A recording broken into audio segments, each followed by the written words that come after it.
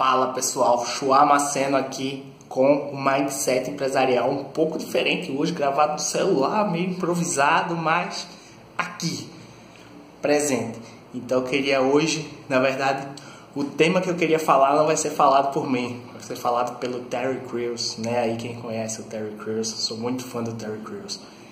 E eu queria, antes de passar a mensagem dele, que você tivesse muito carinho, muita atenção nessa mensagem.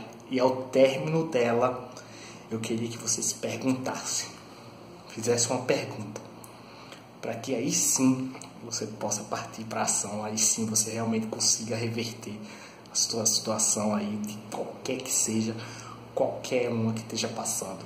E aí você poder tirar o poder dessa mensagem. E a pergunta que eu vou te dizer é: o que está faltando para você se tornar o rei da sua vida? O que está acontecendo que não está permitindo que você seja o rei da sua vida e que tome o controle dela? Então, fica ligado, assista aí o Terry Crews e deixa aqui um comentário para que eu possa te ajudar cada vez mais. Vamos com tudo! Estamos aqui hoje para fazer um convite para você que é empresário. Aqui a gente vai fazer uma série de webinários. Nesse primeiro vídeo eu vou falar sobre o mercado, como evitar dor de cabeça para que não tenha dor de cabeça com aquelas compras durante. Hey, good morning, Facebook. How you doing? It's Terry Crews again, on the set of Brooklyn Nine-Nine. I'm here in my trailer. You see the paneling; it's all good. About to shoot, but I have some things to tell you. There's some things that I've gone through, and pretty much a lot of people, I've been getting a lot of questions and the whole thing about the pornography addiction. I've been getting a lot of questions about, just, humility and, the things that I've been posting.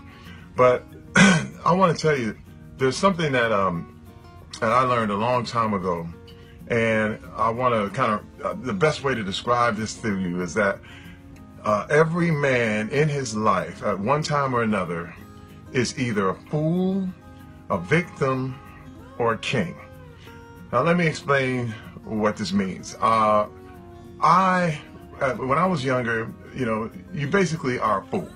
Okay? I think every young man, maybe a young lady, but I can only speak for men, is that every young man at one time in his life is a fool. I mean, he goes out, he does dumb things. I did plenty of dumb things. Let me tell you, I was so dumb that when I first got married, I bought a car before my wife and kids had a place to live. And then when I couldn't afford it, they came looking for it. We didn't have a place to live, and I was hiding the car. All right, I did some dumb things. There are times I actually marvel at the patience my wife Rebecca has had with me over the years, because I would have left myself. Okay, I was a fool. I was a fool. Dumb things, dumb mistakes.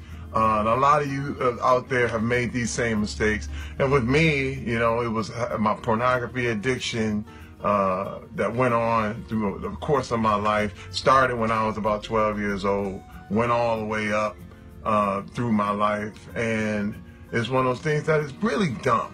It's just not good. You are a fool to put these kind of things into your life. Well, the problem what happens when you are a fool, you shift into another phase. And the next phase, you spend enough time being a fool, you pretty much lose everything. Everything comes to a halt.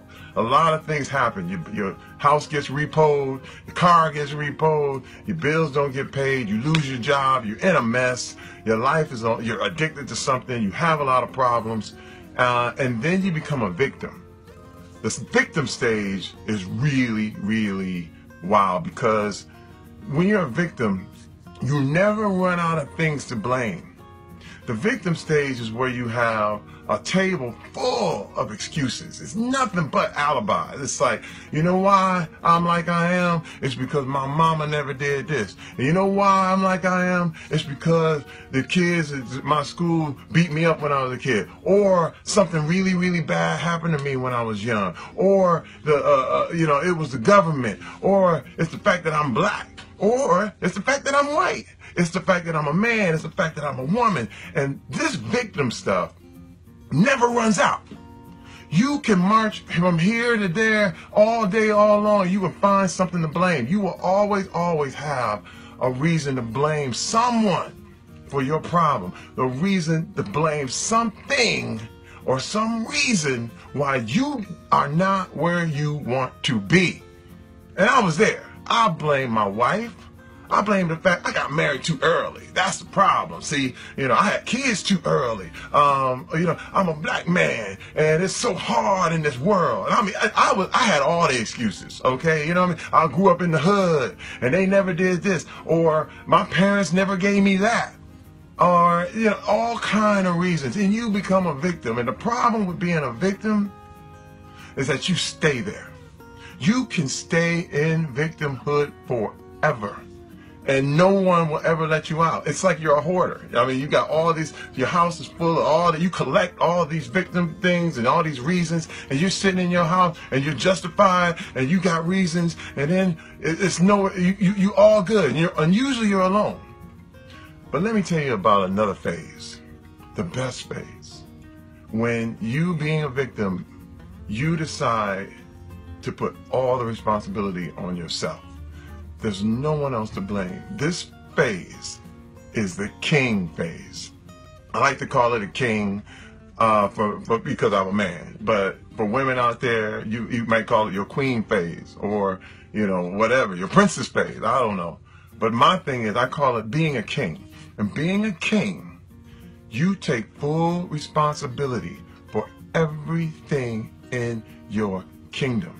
If you don't like something, you can get rid of it. One thing I like to say is, like, if you are standing on your throne and some fool starts walking in and talking crazy stuff, because we live in a democracy, so we're used to that. But back in the day, when you had a king, you couldn't walk into the courtroom and say anything you wanted. You might just get your head cut off. Okay? And so if you walked in and somebody came in and started yelling at the king, the guards would come and they'd kill him. Yes, they would. That's how a kingdom works. Because you do not usurp the king. And I'm here to tell you, everybody out there, you are the king of your own kingdom. Realize this. Internalize it. You are the king of your kingdom, which means anything that comes into your circle that you don't want there, you can banish it. And this is your kingdom. And this is what I want to bring up about humility. Because a lot of people have taken the fear of criticism and turned that into humility. But that's not true.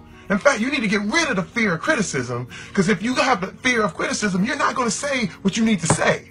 You're not going to be bold. And a king is bold. A king knows what he has. A king knows his kingdom. You don't walk around like, poor, woe is me, I got this kingdom, but I don't know what kind of decisions to make. You know what? You want to build a building? The king decides where the buildings go.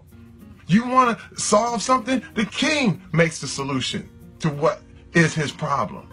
And all of a sudden, everybody to blame goes out the window.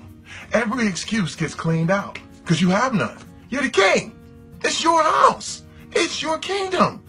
You want the road to go there? The road goes there. And then you have the job to grow the kingdom.